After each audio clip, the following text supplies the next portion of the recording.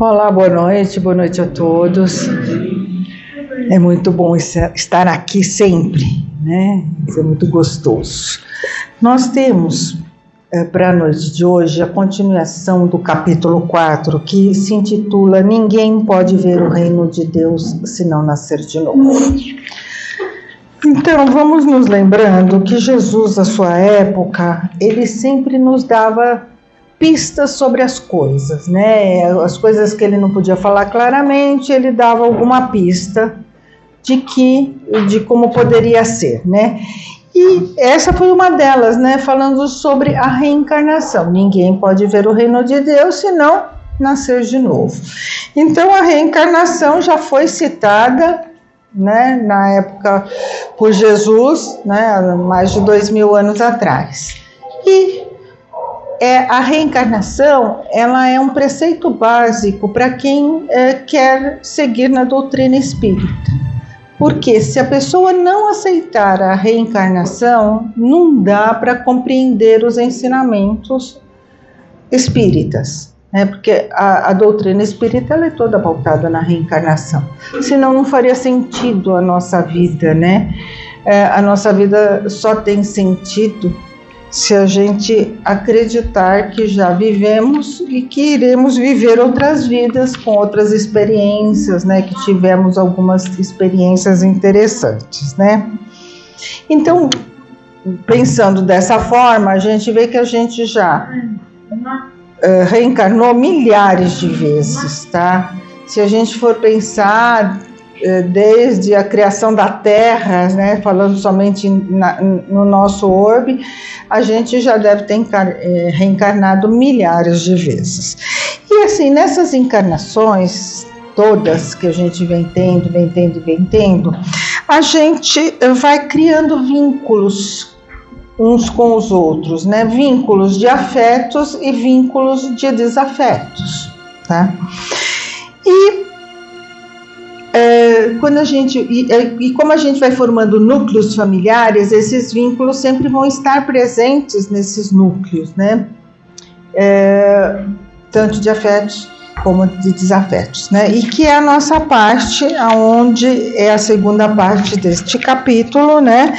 Que diz: os laços de família são fortalecidos pela reencarnação. Ou seja, os núcleos familiares, mais ou menos, são sempre envolvendo as mesmas pessoas. Não necessariamente, mas a grande maioria das pessoas estão num núcleo familiar, onde numa encarnação eu venho de pai, na outra eu venho de mãe, na outra eu venho de filho, na outra eu venho de um amigo muito próximo, enfim. A gente tem essas ligações, né, nas reencarnações, né? E aí, família, como todos nós sabemos, não é uma coisa fácil. Família é um desafio diário, né? Mas por que é um desafio diário? Porque, né, nas famílias estão os nossos afetos e os nossos desafetos.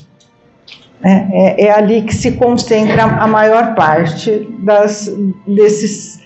das coisas que a gente tem para rever e para reconquistar, né?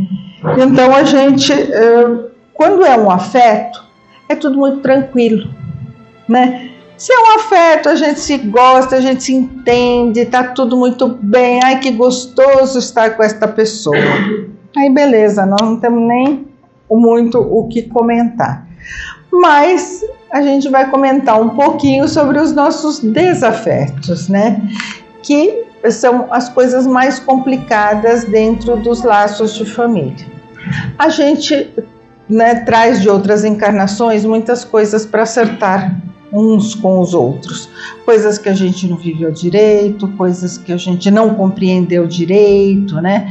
Então nós temos essa possibilidade, Deus nos permite estar aqui novamente juntos para poder estar revendo situações. Mas quando a gente chega aqui, como a coisa não é fácil, como eu falei antes, a gente ou se revolta, ou não tem paciência, ou não quer entender, ou brigas e brigas o tempo todo, porque as pessoas não se entendem, né? E é isso que realmente acontece, certo? E quando isso acontece, a gente tem que parar para pensar um pouquinho, né? Por que isto acontece? Então não é para a gente pensar assim no por que para mim, né? Por que isso acontece comigo, né? A gente se vitimizar, né? Sobre alguma coisa que está acontecendo na nossa família de mais complicado. Não, a gente tem que ver por que para mim, no sentido de o que eu vou fazer com isso? Ou por que a vida está me dando esta situação? Por que está sendo colocado na minha mão uma situação?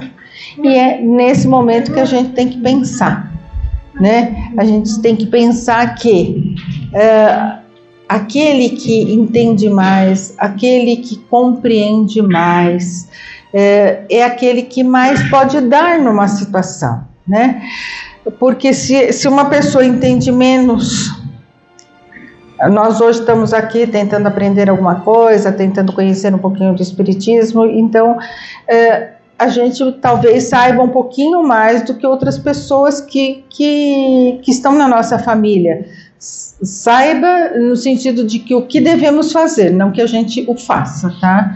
Então nós vamos tentar pensar que o que eu posso fazer nessa situação. Por exemplo, a gente tem um filho onde a gente tem muitos problemas com esse filho, onde o nosso relacionamento seja muito difícil, né? E aí a gente briga, ou a gente, vou deixar para lá, não vou nem querer saber que rumo que ele vai querer tomar na vida. E não é assim, né? Já que a gente está compreendendo que essas situações são para o nosso aprendizado e são para o nosso refazimento de situaçõe, a gente tem que olhar aquele indivíduo, por exemplo, né, desse exemplo que eu dei, com outro olhar, né? Assim, o que será que propiciou a ele ser esta pessoa difícil? Foi um defeito, por assim dizer, que a gente traz. Por quê? Eu sei o que eu sou, eu sei das coisas que eu sou capaz e tudo, mas eu não sou Jesus Cristo, né? Para que eu tenha que ser venerado. As pessoas podem me desrespeitar? Não deveriam, mas podem, certo? Porque cada um tem o seu comportamento. E é isso que a gente está tentando mostrar, que na família acontece muito, né? Então a gente tem que tentar parar essas arestas. Para quê? Para que a gente possa ser pessoas melhores, para que a gente possa ter atitudes melhores, para que a gente possa se relacionar melhor. Porque é fácil a gente se relacionar com aquela pessoa que a gente vê uma vez por semana, uma vez por mês, um amigo, um conhecido, é muito fácil, né? Agora, o dia a dia de uma família é que é mais complicado, porque a gente está ali junto, a gente está convivendo 24 horas ou menos, enfim, mas está convivendo junto, e esse é o mais complicado, né? Então, às vezes, a situação pode se tornar bem, bem difícil, bem mais complicada do que a gente está falando, e que a gente realmente se vê num momento em que a gente não sabe o que fazer, né? A gente tenta entender, a gente tenta compreender, mas nada funciona, nada dá certo. Então, nesse momento, é hora da gente rezar, pedir muito para a espiritualidade nos amparar e amparar aquelas pessoas com as quais a gente está convivendo. Mas pedir de coração para que todos sejam iluminados, para que todos sejam amparados, para que as coisas possam mudar, né?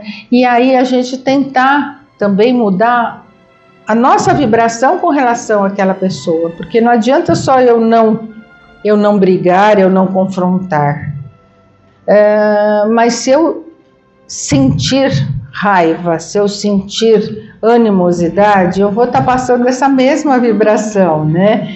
Então, é isso que a gente tem que estar mudando, porque a pessoa vai ressentir da mesma forma as vibrações. Não adianta eu não abrir a boca. Eu estou emitindo aquilo lá, aquele não gostar. Então, é isso que a gente tem que, aos poucos, e tentar contornando, e tentar mudando no nosso comportamento, né? É mais uma coisa que a gente pode fazer, porque fatalmente nós vamos sair dessa vida, né? Eu sempre brinco que eu não quero, mas enfim, não tenho muita escolha. Uma hora não vai ter jeito, vou ter que ir, né? Então, mais uma coisa que é certeza, a gente vai voltar. A gente vai, mas nós vamos voltar. Numa próxima encarnação, numa próxima oportunidade. Só lembrando que as oportunidades de reencarnação, elas são bem demoradas, não é assim. Há casos e casos, mas normalmente a gente tem que ter todo um planejamento, a gente tem que, né? E tudo isso demanda tempo, não é que eu vou desencarnar hoje e reencarnar daqui uma semana. Né? Via de regra não funciona assim. Então vai demandar mais um tempinho para mim poder estar novamente com um grupo familiar onde eu possa ser favorecido e possa favorecer, né? Então vamos pensar assim, o que a gente quer levar desta encarnação, né? O que nesse tema que a gente está conversando, o que eu quero levar, né? Partindo do pressuposto que vamos partir alguma hora, o que eu quero levar? O que eu fiz? O que de melhor eu pude construir para minha família? O que de melhor eu pude construir pelas pessoas que convivem comigo? O que melhor eu pude construir para mim? Né? E aí a gente começa a pensar nessa bagagem que a gente vai levar. Porque se a gente levar uma bagagem legal, vocês podem ter certeza que metade da nossa bagagem da próxima encarnação já está escrita. Porque a gente... Não, e se a gente não levar uma bagagem pior, está escrita também, tá? Gente, não pensam que não. Tanto que metade da nossa próxima encarnação nós já escrevemos. Com os nossos atos, com as nossas destemperanças, enfim, com as pessoas que a gente magoou. Então nós já escrevemos ali um roteirozinho já da próxima encarnação, mas dá tempo de a gente mudar esse roteiro, dá tempo de a gente crescer e dá tempo de a gente ampliar as nossas vivências, as coisas que a gente deseja e as coisas que a gente faz e pensa. Né? Então vamos pensar sobre isso e vamos olhar para os nossos familiares que a gente imputa que são mais difíceis, porque a gente nunca acha que a gente é que é o difícil, né? Mas podemos ser nós os difíceis. Então vamos olhar para as situações familiares difíceis e ver o que a gente pode fazer com elas de melhor. Eu tenho plena certeza que se a gente veio numa família, se a gente veio junto, é para a gente melhorar. Então não vamos deixar que mágoas, que ressentimentos, que egos nos afastem das nossas aquisições mais caras, que são aquelas pessoas que estão próximas de nós, tá bom? Que Jesus nos abençoe agora e sempre.